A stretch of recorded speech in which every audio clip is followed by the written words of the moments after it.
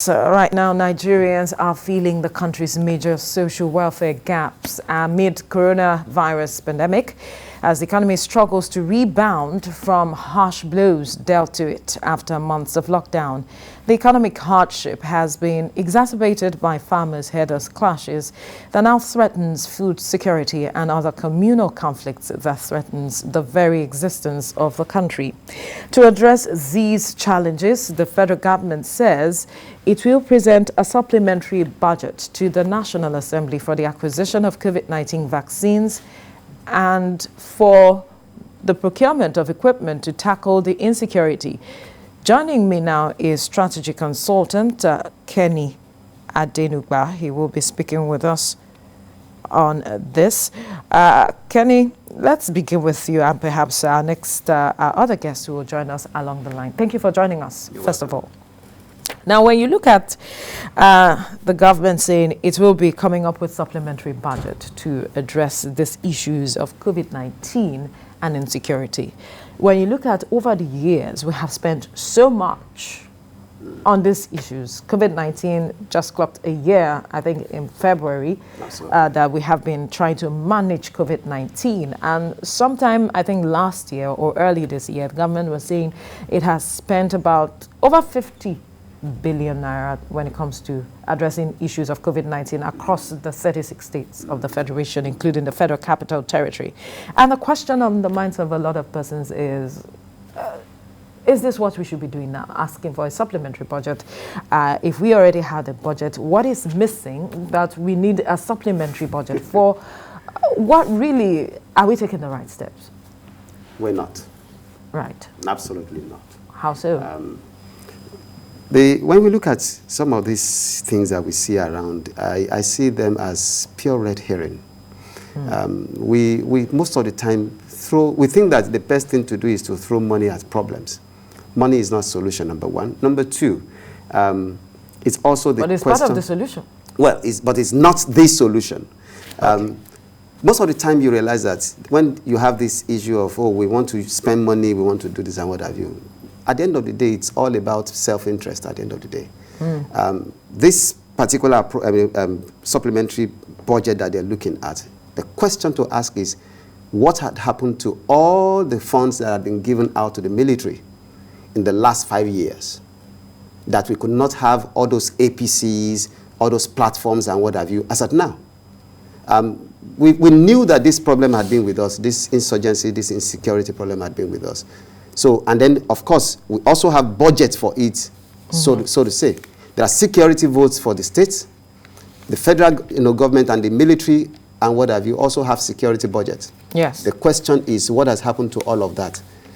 Is there any new insurgent challenge that is major that we need a supplementary budget for? These are questions to ask, which I do not think that there are ready answers to. So for me, it's just playing to the gallery.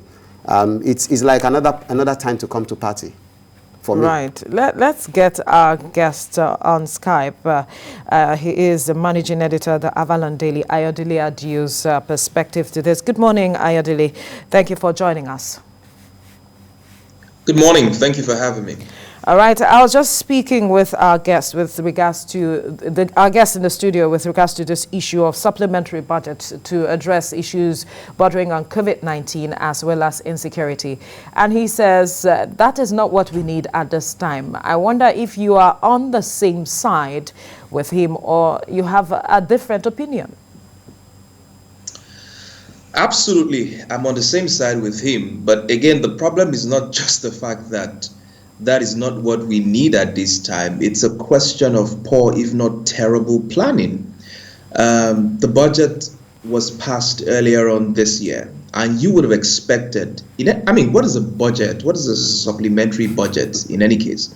A supplementary budget is just supposed to bridge in the gap when there is some sort of a financial shortfall occasioned by an emergency that the government never envisaged, just like what happened sometime last year. I think it was in March or April when oil prices crashed and when the pandemic struck, when the government went for environment. So every country knew that going into 2021, the most important factor on the table was COVID-19. Every serious government in the world, in fact, not just governments, corporate organizations across the world factored in COVID-19 into all of their plans and their budgeting for 2021. So please explain to me how the federal government of Nigeria can explain that it did not factor the purchase of vaccines for its citizens in the 2021 budget. It's laughable, it's funny, and if it wasn't as serious as governing, I mean, this would have been a comic relief. But it's painful that it has to do with the lives of over 180 million Nigerians, and this is how we plan. I mean, if this was the kind of planning you got from managers in a corporate organization, you would be fired. Because how do you wake up in March requesting a supplementary budget for COVID-19 and security situation when you had just passed the budget in January? Perhaps they didn't think that the dimension the pandemic began to take, we entering a second wave, and there are talks now about a possible third wave. Perhaps they didn't foresee all of that. I'm sorry, nothing has changed fundamentally in the last 3 months. Everything we're seeing today, we knew in December, we knew in November, in fact, we knew in October. Countries had already booked their vaccines since October last year, paid for. Countries had already debated and negotiated stimulus package since December last year. So, I mean, to say that we did not know that we're going to be dealing with this year, it's a complete joke. We knew that we're going to be dealing with COVID-19, especially the vaccines. We knew that we're going to vaccinate our citizens this year. We knew the cost of these vaccines. We knew the countries where we're going to be importing these vaccines with. We had even had talks with some of these countries to even give us a number of free vaccines. So all of this information had been on the table for the planners of the economy before today. So how, in God's good name, have we arrived in March and we're discussing a supplementary budget for issues that had been clear since October last year? It's painful, and as a Nigerian, I'm disappointed with the poor planning for the federal government. It's painful.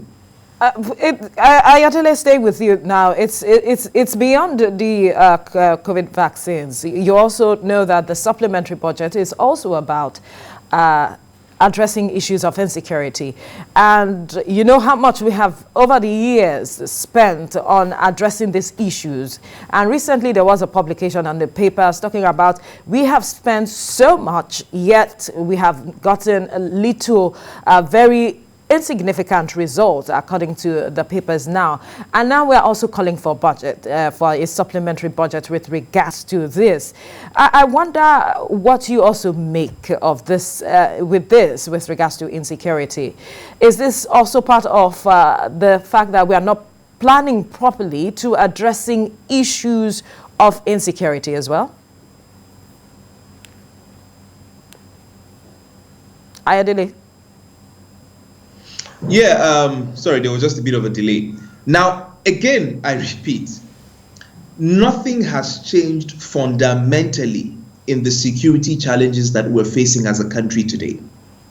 The 3 top security threats in our country as at November last year was, of course, Boko Haram, the war in the Middle East, the war in the Northeast, the farmers or herders clashes, if you'd like, and of course kidnappings on our major highways across the country.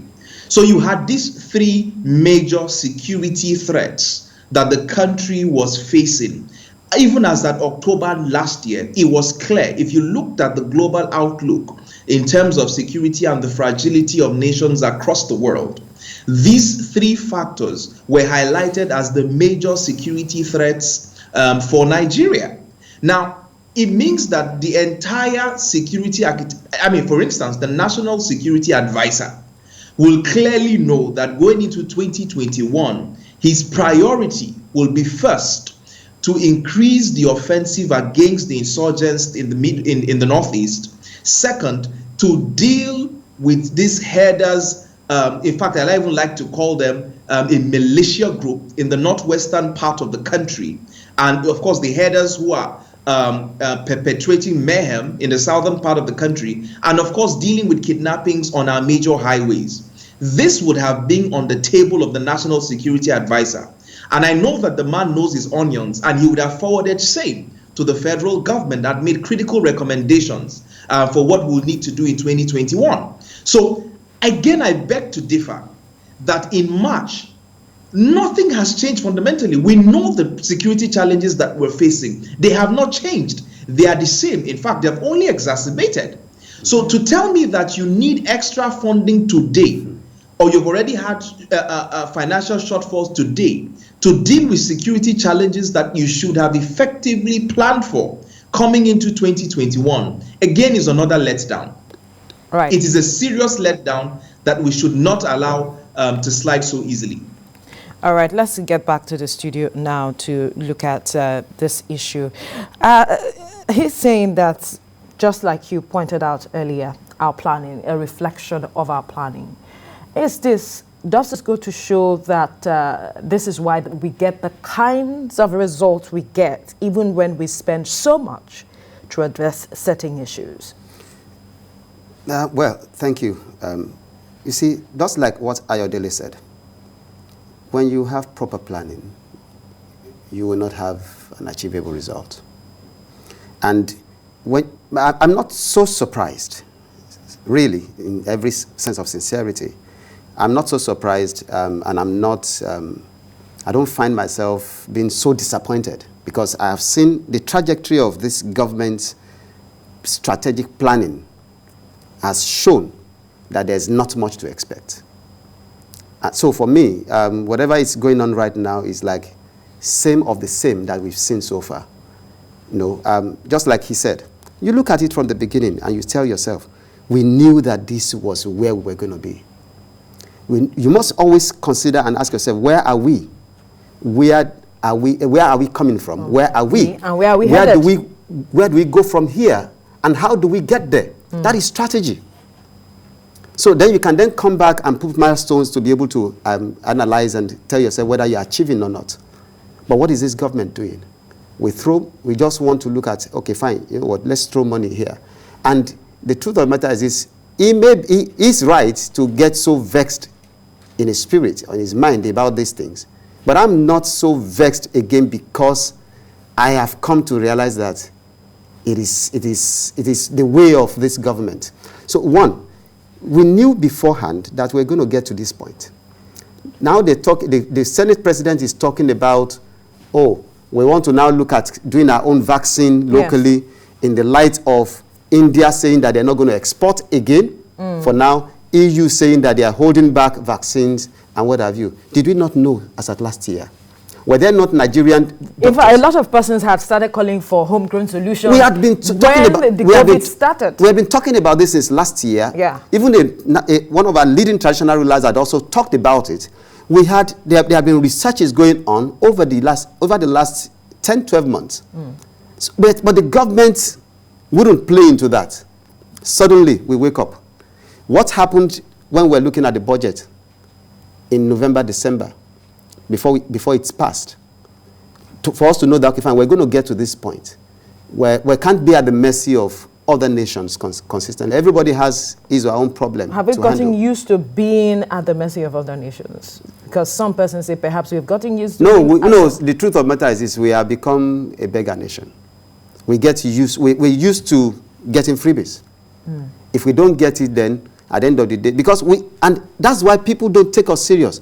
We have the money. They know the nation has resources, but what do we find? Certain set of people would sit down and say, okay, fine, you know what, we're going to do it this way. And then we'd rather wait on other people to use their own resources to help us to solve our problems, while we keep our own resources. And along the line, we just fritter it away on things that are not workable for us. So at the end of the day, it's to say, where do we go from here? That's a question to then ask. Is this what we need right now? The truth is no. But if the government says that is what they want to do, we cannot say no. If we don't need this right now, then what should be done? Because, like you said, where do we go from What happens here? to the current budget that we're supposed to be running? Have we exhausted? Have we exhausted it? Those are the questions. Now, the same budget we said we wanted to sell our national assets to fund.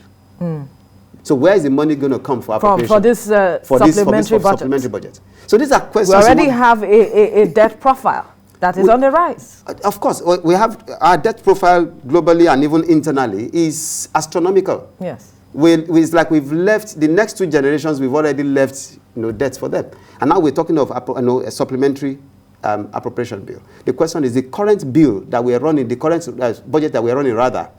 What have we? How far have we gone with it before we start looking It's for? not yet a year. It's just 3 months into the year, 1 quarter into the year, we're asking for supplementary. So that means that by June, we have another supplementary budget coming on our way, on our hands. And we're not sure what's going to happen by October. We'll probably be talking of needing 3 trillion naira or some, say $600 billion to run before the end of the year. So these are the challenges we have. The question is, if we will say it the way it is, what exactly do we need this money for that we've not been able to plan for before now? Well, the government itemized a lot of things when it comes to the issues of insecurity, buying equipment. That have not been bought in the last 5 years? That is what they said. I am just telling you what they said. It is not me. It is what they said. Buying of equipment, those on the front lines needing equipment, to address these issues of insecurity with. And then talking about we beginning to develop our own vaccines, scientists in the country encouraging them to collaborate with other scientists in the globe to address issues of vaccines and vaccination. And then those are the issues, Ayodele. We just have to, let's get Ayodele's perspective. We talked about purchasing weapons, and the question from my guest in the studio is, how have we exhausted the previous budget? The weapons that we have said that we were buying over time, where are they? And if we need to buy another equipment, at least people want to see, perhaps that's what you're saying, what we have bought the previous years with regards to addressing issues of insecurity. If we are saying that this is not what we need at this time, then where do we go from here? The question is this is the question we're asking. Truth is, there is no denying that we need equipment. We need more and more equipment to strengthen our military. We need more and more equipment to build our national security architecture. There's no doubt about it. But the key question here is: has there been a clear audit done to ascertain the number of equipment vis-a-vis the investment that has already been made into the military, at least in the last 10 years since this insurgency began? Let's have a clear picture of where we are in terms of armory or equipment, or the equipment that the military needs to prosecute this war. We need a lot of transparency in that sector. I know the National Security Advisor, even though he claimed that he was misquoted in a BBC interview, where he also asked very tough questions as to the purchase of equipment over a certain period of time. All of that is shrouded in a lot of opaqueness. We have no clarity as to where we are in terms of the equipment that our soldiers need to prosecute the war. So there is no doubt that we need more and more equipment, not just to prosecute the war, but to strengthen our territorial integrity and to boost national security architecture. But the question to ask is, where exactly are we now in terms of those equipment? So we can have a clear picture of what we need to do to get to where we want to go to in terms of bolstering our national security architecture. To the question of why we're doing that now using a supplementary budget, it's a question of competence here. It's a question of capacity. It's a question of planning. Because again, I go back and I hate to split hairs over this, and I wish I did not even have to comment on this, because I know that they will get it passed in the National Assembly. They would have their supplementary budget, and they'll do whatever they want to do with it. That's fine, but we need to be able to tell people, Nigerians, that this is not how to run even an organization. You run a news organization. Imagine the managers of your stations going to meet the board without an increase in the prices of diesel or petrol or anything.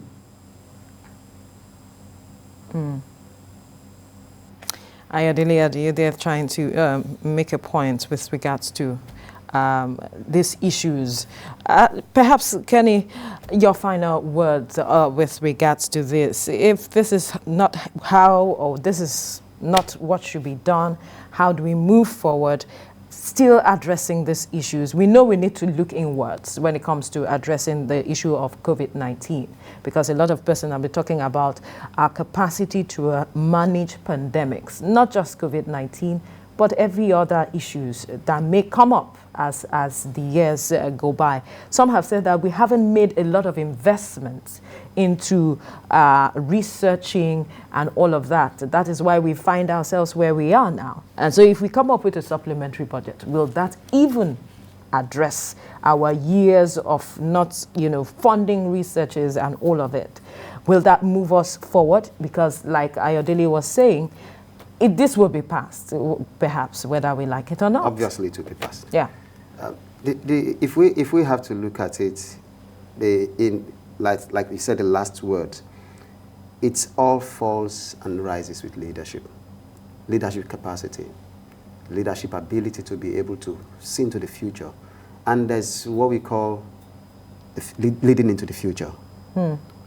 So right now we must be futuristic. We must think about tomorrow, whatever we do. But right now, unfortunately, our leaders are not even thinking about managing what we have right now, not to talk of projecting into the future, which is what makes a difference between a Nigerian government and a UAE government, so to say. I hate to, do comparisons, but that is the reality. You're forced to. But I'm forced to. So the question is, compare the leadership acumen, the leadership focus, the leadership direction and trajectory when it comes to managing resources, managing people, managing challenges, and projecting into the future as to what may happen tomorrow. Now, people are looking at bullet trains and what have you across from China to the US, that will pass through Russia, and we're still grappling with. So those are things that, so leadership capacity is critical. If we don't have that, we're still going to be moving around in circle. That for me is critical right now. So whatever it is, let us look at it. Going forward, who do we put in place of leadership? 2023 is here. A lot of people are looking at that. That is a point for us to think about. I hope Nigerians are learning. Let's hope so. They know they make the right decision when the time comes. Thank you so much, strategy consultant Kenny Adenugba, for your time. Managing editor, the Avalon Daily, Ayodele Adio, joined us via Skype earlier.